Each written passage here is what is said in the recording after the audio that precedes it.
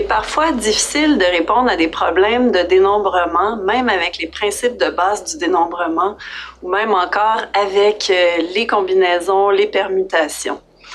Donc aujourd'hui, on va voir dans cette vidéo une nouvelle technique de dénombrement qui fait intervenir les relations de récurrence. Une relation de récurrence d'une suite, c'est une équation qui exprime le terme général de la suite en fonction des termes qui précèdent. Donc, par exemple, la suite Fn, pour n supérieur ou égal à 0, des nombres de Fibonacci,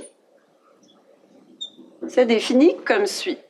Donc, le premier terme F0 va être égal à 0, le deuxième F1 est égal à 1, et ensuite, les autres termes pour n supérieur ou égal à 2 sont la somme des deux termes qui précèdent.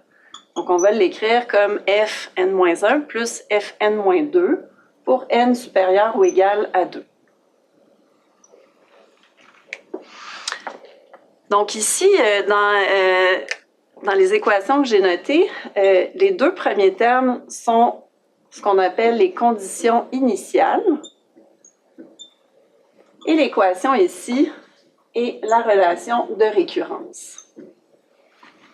Donc, à partir des conditions initiales et de la relation de récurrence, on est capable de décrire en fait tous les termes de la suite. Donc, si on fait les premiers, donc on a les deux conditions initiales F0 égale à 0, F1 égale à 1, ensuite F2 est la somme de F1 avec F0, donc ici 0 plus 1, 1, et ainsi de suite. Donc, si on veut énumérer tous les termes de la suite, on va avoir 0, 1, 1. Ensuite, 1 plus 1 va nous donner 2. Ensuite, 2 plus 1 nous donne 3. 3 plus 2, 5, 8. Et on continue comme ça jusqu'à l'infini. Soit le problème suivant, qui est combien y a-t-il de trains de bits de longueur 8 qui ne contiennent pas de 1 consécutif? Donc, on cherche ici à compter les trains de bits de cette forme. Donc, ici, si je prends par exemple 0, 0, 1, 0, 0, 0, 1, 0. Donc, ici, on a un train de bits de longueur 8 qui va être valide puisqu'on n'a aucun 1 qui sont consécutifs. Par contre, si jamais je prends 0, 1, 1, 0, 0, 0, 1, 0, maintenant, on a un train de bits qui est non valide puisque ici, on a 2 1 consécutifs. Donc, soit AN, le nombre de trains de bits de longueur n qui ne contiennent pas de 1 consécutif. Donc, ce qu'on va faire pour résoudre ce problème-là, dans un premier temps, on va trouver une relation de récurrence pour AN avec les conditions initiales. Puis finalement, on va calculer le terme A8 de cette suite-là, ce qui va répondre au problème initial. Pour nous aider à construire une relation de récurrence pour AN, on va remplir le tableau suivant. Donc, premièrement, pour un train de bits de longueur 1, donc quand n égale à 1, on a au total 2 trains de bits de longueur 1, 0 et 1. Est-ce que ces deux trains de bits-là sont valides? Bien oui, puisqu'on n'a aucune occurrence de 1, 1. Alors, ça veut dire que A1 va être égal à 2. Maintenant, pour n égale à 2. Donc, n égale à 2, on a 4 trains de bits possibles au total de longueur 2. Donc, on a 0, 0, on a 0, 1, on a 1, 0 et finalement 1, 1. Parmi ces 4 trains de bits-là, il y en a un qui n'est pas valide puisqu'il contient 2 1 consécutifs. Donc, celui-là, on va l'éliminer. Donc, ça veut dire que A2 va être égal à 3. Maintenant, on va faire la même chose pour n égale à 3. Donc, n égale à 3, je vais commencer par énumérer tous les trains de bits de longueur 3.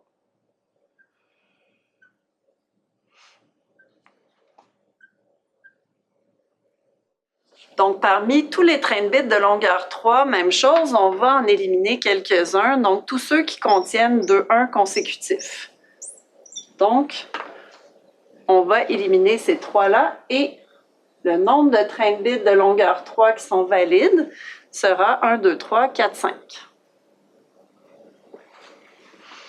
On continue comme ça avec n égale à 4. Donc, je vais aussi énumérer tous les trains de bits de longueur 4.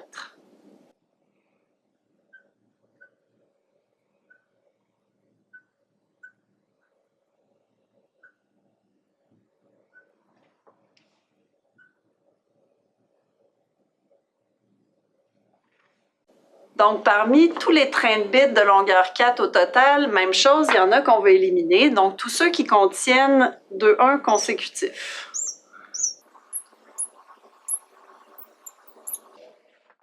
Donc, il nous en reste combien de valides? On en a 1, 2, 3, 4, 5, 6, 7 et 8. Donc, ça veut dire ici que A4 sera égal à 8. Donc, maintenant, on va essayer de voir si on peut un petit peu retrouver, en fait, A4 en se servant des termes qui précèdent, c'est-à-dire de A3, A2 ou A1. Donc, premièrement, ce qu'on remarque, c'est que les trains de bits de longueur 4 valides vont commencer soit par 0 ou soit par 1. Si jamais ils commencent par 0, qu'est-ce que je peux venir insérer à la suite? N'importe quel train de bits de longueur 1 de moins, donc c'est-à-dire de longueur 3. Donc, on va les encercler ici. On va avoir tous ceux-là. Et est-ce que, si on regarde dans les étapes précédentes, on les retrouve, ces trains de bits-là de longueur 3? Ben oui, en fait, ils correspondent exactement à ceux qu'on a trouvés à l'étape précédente. Donc, c'est-à-dire tous les trains de bits de longueur 3 qui sont valides. Donc, qu'est-ce que ça veut dire? Ça veut dire que A4 sera égal à A3 et quelque chose d'autre. Donc, on va continuer notre analyse pour n égale à 4. Maintenant, si jamais on considère les trains de bits qui commencent plutôt par 1, on voit que si on commence par 1, obligatoirement, on doit avoir 0 comme deuxième bit. Donc, dès lors où on a un 0, qu'est-ce qu'on va venir insérer à la suite? Ça va être un train de bits de longueur 2 de moins. Donc, c'est-à-dire de longueur 2 dans ce cas-ci, puisque n égale à 4. Donc, si on remonte à n égale à 2, on obtient ici exactement là, les mêmes trains de bits ici de longueur 2.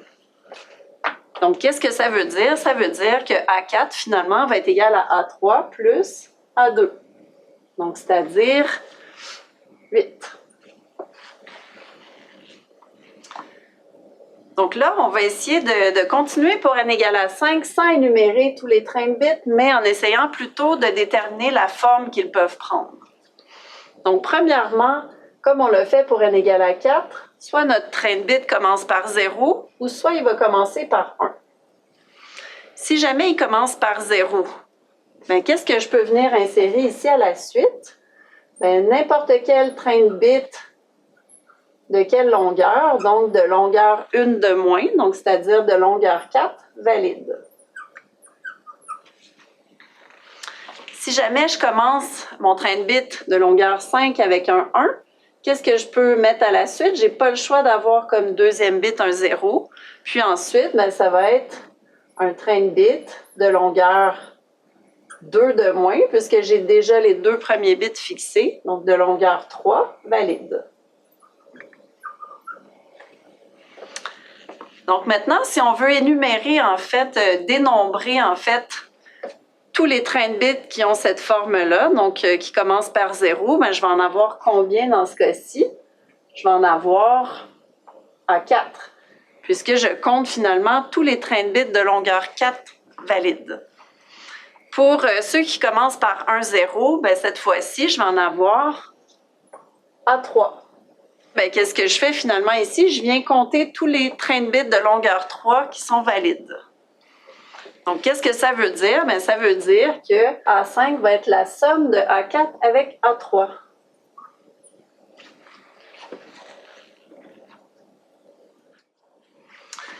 Donc, un peu comme on a fait pour n égale à 5, je vais venir décrire un peu la forme que les trains de bits de longueur n peuvent prendre. Donc, toujours là, les trains de bits qui vont être valides. Donc, soit je peux commencer par 0, ou encore je peux commencer par 1. Donc, si jamais mon train de bits de longueur n commence par 0, qu'est-ce que je peux venir insérer à la suite pour que mon train de bits soit valide? Donc, je vais pouvoir mettre n'importe quel train de bits de longueur n moins 1 valide. Donc, on n'oublie pas ici que je regarde en fait tous les trains de bits qui sont au total de longueur n. Donc, si j'ai 0, je peux insérer à la suite un train de bits de longueur n-1 valide. Maintenant, si jamais je commence par un 1, donc si je commence par un 1, le deuxième bit sera forcé et va être à 0. Donc, qu'est-ce que je peux insérer à la suite pour que ça respecte, c'est-à-dire que ça soit un train de bits de longueur n qui ne contient pas de 1 consécutif? Je vais mettre un train de bits ici de longueur n-2 valide.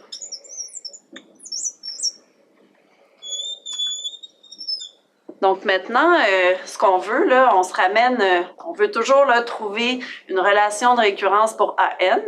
Donc AN qui compte le nombre de ces trains de bits-là valides. Fait qu'on va le séparer en sous-cas. Ici, si je veux compter le nombre de trains de bits valides qui commence par 0, ça veut dire que je vais prendre AN-1. Pourquoi? Parce que finalement, je me ramène à compter en fait tous les trains de bits de longueur n-1 valides. Si je prends plutôt la deuxième forme, là, si je veux compter le nombre de trains de bits de longueur n qui a cette forme-là, je vais compter finalement tous les trains de bits de longueur n-2 qui sont valides. Donc, c'est-à-dire ici, AN-2. Donc, au total, j'ai AN train de bits de longueur n valide qui va être donné par quoi? Par AN-1 plus AN-2. Donc ça va être valide ici pour n qui est plus grand ou égal à 3. On a trouvé la relation de récurrence, donc AN égale à AN-1 plus AN-2. Et maintenant, si on voulait énumérer tous les termes de la suite, on a besoin des conditions initiales en plus. Donc ici, comme AN est la somme de deux termes précédents, on a besoin de deux conditions initiales. Donc A1 qu'on a trouvé tout à l'heure, donc ça c'était les trains de bits de longueur 1 qui ne contiennent pas de 1 consécutifs, donc c'est-à-dire 0 et 1. Donc, si on avait trouvé 2, puis ensuite, deuxième condition initiale, A2. Donc, les trains de bits de longueur 2 qui ne contiennent pas de 1 consécutif sont les suivants. Donc, ça veut dire que la deuxième condition initiale est 3. Donc, en fait, à partir de ces conditions-là initiales et de la relation de récurrence, on peut trouver n'importe quel terme, cette fois-ci, de la suite. Donc, on va pouvoir maintenant calculer le terme A8 en se servant des conditions initiales et de la relation de récurrence. Donc ici, on a nos conditions initiales A1 égale à 2, A2 égale à 3. Donc, si on veut A3, ça va être la somme des deux termes qui précèdent. Donc, dans ce cas-ci, ce serait 5. Puis, on voit qu'on pourrait continuer comme ça jusqu'à A8. Comme ceci. Pour calculer le terme A8 avec la TI Nspire, il y a deux manières de faire. Donc, la première, ce serait de définir AN comme une fonction par morceau. Donc ici, AN a 3 morceaux puisqu'on a deux conditions initiales. Donc, AN va être égal à 2 si jamais n égale à 1, puis AN va être égal à 3 quand n égale à 2.